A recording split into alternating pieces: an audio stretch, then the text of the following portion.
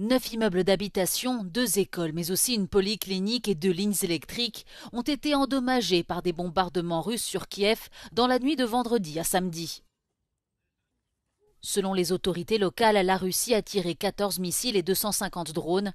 Ces frappes n'ont pas fait de morts, mais 14 personnes ont été blessées et emmenées à l'hôpital. Одне вікно на балконі не заклеїла. І воно в мене розлетілось. Уявляєте?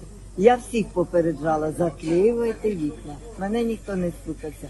Au même moment, la Russie a annoncé que 307 soldats russes faits prisonniers ont été échangés contre le même nombre de militaires ukrainiens, actant ainsi la deuxième phase d'un échange record de prisonniers entre Kiev et Moscou. La prochaine phase est prévue ce dimanche. Cet accord sur un échange d'1 millier de prisonniers de chaque camp avait été trouvé pendant les négociations à Istanbul le 16 mai dernier, au cours desquelles Russes et Ukrainiens ne s'étaient toutefois pas entendus sur une trêve.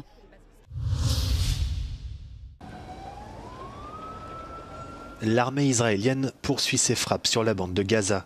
Selon la défense civile palestinienne, au moins 15 personnes sont mortes ce samedi. Les bombardements auraient fait 4 morts, dont un enfant dans la ville de Gaza. 5 autres personnes auraient perdu la vie à Khan Younes alors qu'ils attendaient des camions d'aide humanitaire.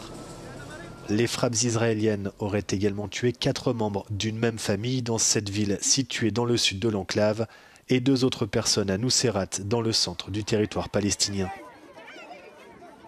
Le secrétaire général de l'ONU, Antonio Guterres, a par ailleurs critiqué le peu d'aide humanitaire autorisée à entrer à Gaza après des semaines de blocus.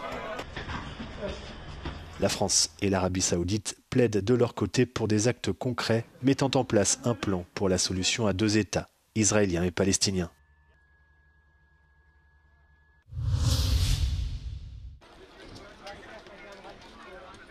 Une attaque au couteau à la gare de Hambourg dans le nord de l'Allemagne a fait 18 blessés vendredi en fin d'après-midi.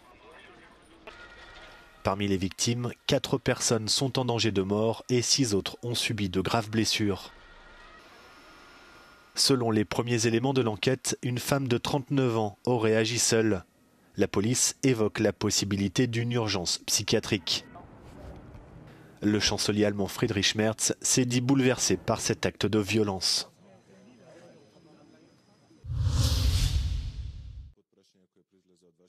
La chef de la diplomatie européenne est arrivée en Macédoine du Nord pour sa dernière étape de sa tournée de 3 jours dans les Balkans occidentaux. Quelques jours plus tôt, lors de sa visite au Kosovo, Kaja Kallas a exhorté le pays à résoudre les différends qui l'empêchent de former un nouveau gouvernement. Elle a également précisé que l'Union européenne avait levé plusieurs sanctions imposées au pays en 2023 sous certaines conditions. We clearly see these different, big powers shifting and tectonic shifts. So it is in our interest, if we look at the map, because Western Balkans are in Europe, that we are all fully integrated, because European Union is a peace project. Selon la chef de la diplomatie européenne, il est dans l'intérêt de Bruxelles que la Macédoine du Nord fasse partie de l'Union européenne. Interrogée sur l'état de la candidature de la Serbie à l'Union européenne, Kaja Kallas a souligné que Belgrade doit d'abord normaliser ses relations avec le Kosovo. La Serbie et la Macédoine du Nord sont toutes 2 candidates à l'adhésion à l'Union européenne, alors que le Kosovo n'est encore qu'un candidat potentiel.